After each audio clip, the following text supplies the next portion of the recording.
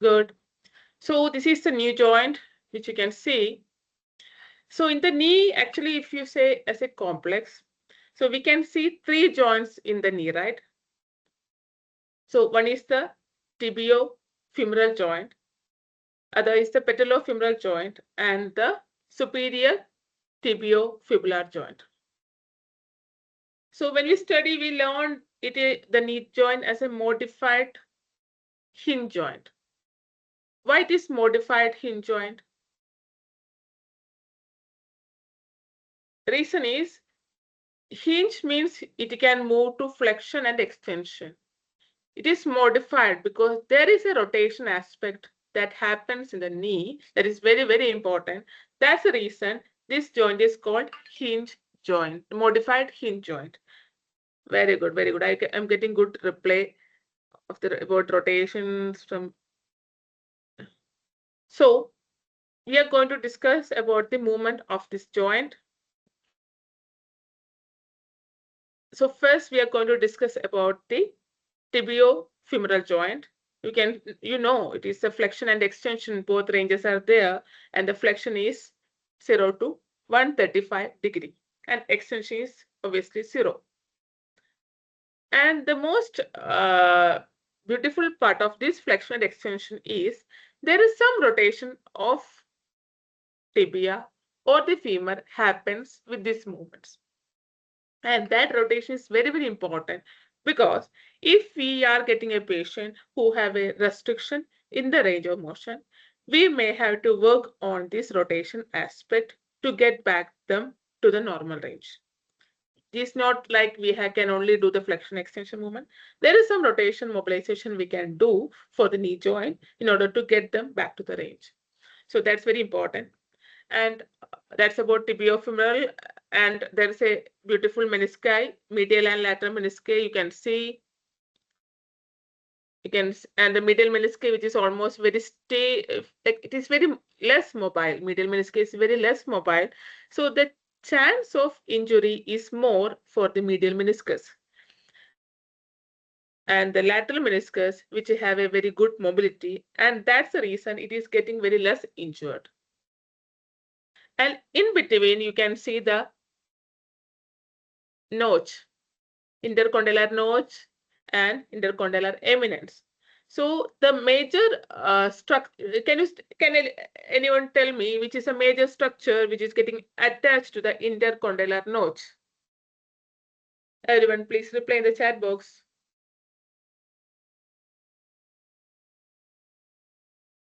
Which is a major structure?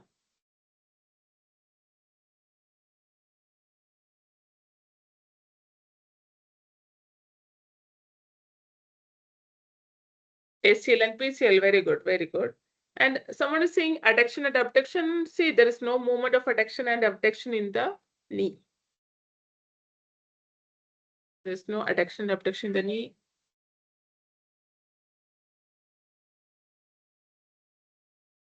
Good. So ligament, ACL and PCL. So again, these are cruciate ligaments, anterior cruciate and posterior cruciate.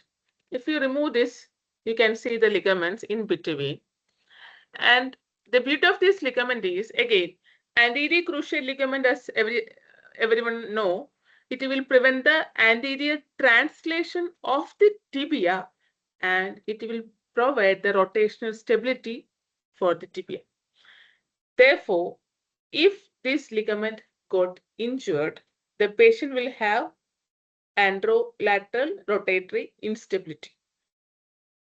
So that is very important because it is not only prevent the translation, it also provide the rotatory stability. Same way, posterior cruciate. Cruciate means the ligaments are crossing over. So posterior cruciate, it is preventing the posterior translation of the tibia, as well as it will provide the posterolateral stability, rotatory stability. And these are the major things. And here you can see a very thick band over the medial aspect of knee, which is the medial collateral ligament MCL. It's a very thick band. And this is one of the ligament which have a good healing power, and this get most commonly injured with meniscus because it have an attachment to the medial meniscus. So this is a ligament which can get more injured.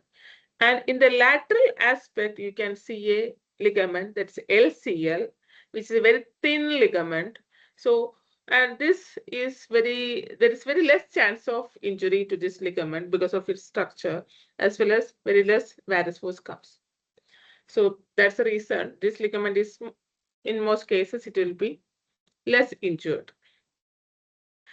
And that's about the major meniscus and the ligaments of the knee. And there's some other ligaments also in the posterior aspect, arcuate ligaments, posterior popliteal ligaments. So there's a bunch which called like posterolateral stability ligaments. And in the front, the most prominent tendon. This is the quadriceps tendon, and then is the patellar tendon. And between that, there's an embedded patella. So the patella, so can you tell me, when you flex your knee, what is the movement of the patella? Whether it goes superior or inferior. When you flex the knee, where the patella moves, is it going to up or is it going to down?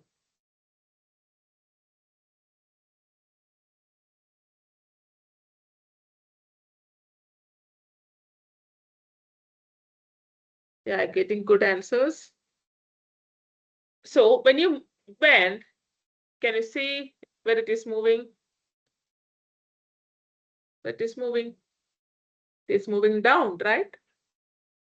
And when you're moving up, that is extending, it is moving, going up. So with flexion, patella is going down, and with extension, patella is moving up.